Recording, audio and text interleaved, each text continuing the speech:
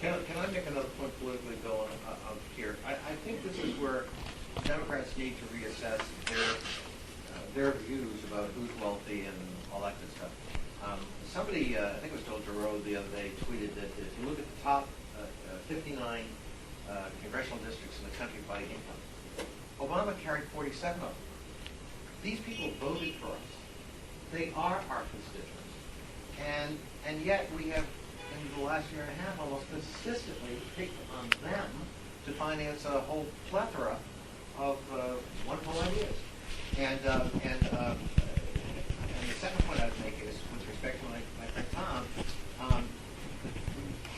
why would you pick one income group that disproportionately has an impact on stimulus, on consumer spending? If you really believe what you say about we need to stimulate the economy further, well, this group, which is 5% of the population, spends 30% of the economy, of the consuming economy, in a consumer spending-driven economy. So if you're going to be logical, if you're going to really stick to this principle of we need more stimulus, then actually that argues for extending the tax cut of that demographic, not repealing it and doing it and using it for deficit reduction or anything else at this time. Just because we're going to give Bill the gift once of a little bit of a hustle here. If you look at who has benefited the most since President Obama came to office, it's that top percent. Wall Street has increased dramatically in value.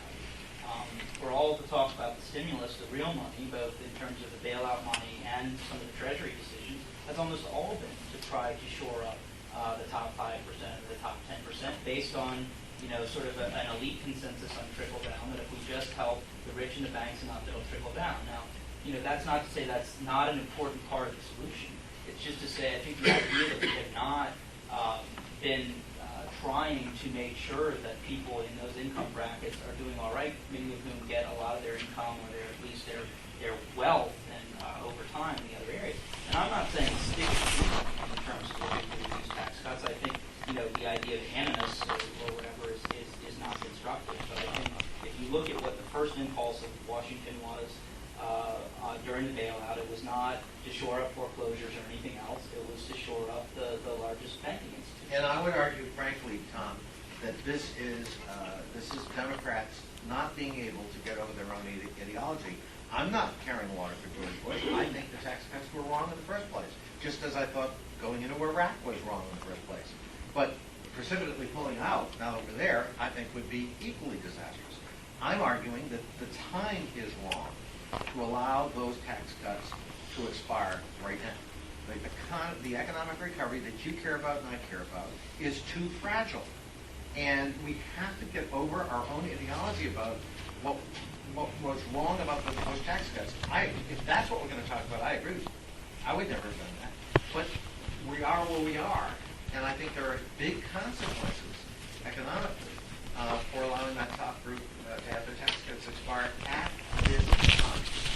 Reasonable people can disagree on that. I guess what I object to is this notion. I think the media has pushed it too, that we've somehow been attacking the rich or going after the rich, and I know we hear this a lot from people, but I think if you actually look at the bulk of what the priority things were, I think there was a huge effort to try to shore up before I got here and after I got here on those who were in, say, the investment class, because there was a belief not just in the spending there, but that we need those investments.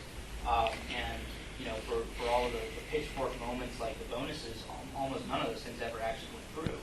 And so I know that perception is there, but I think if you look at where the policies have gone, I think that the people who've probably benefited the most from the recovery of the last year and a half have been people who are largely private market.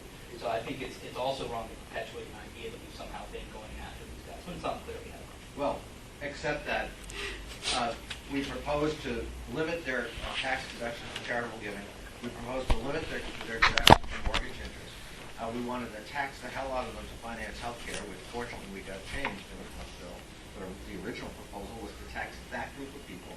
I mean, and now we want to make sure that their taxes go up to 39.6%. Of the things you 35. listed, none of those things happen. Well, I'm worried about that. I'm worried about what they think because of proposals as well as actions. And I'm saying we need to change our perception about that population, most of which voted for us. Let me interrupt. turn it over.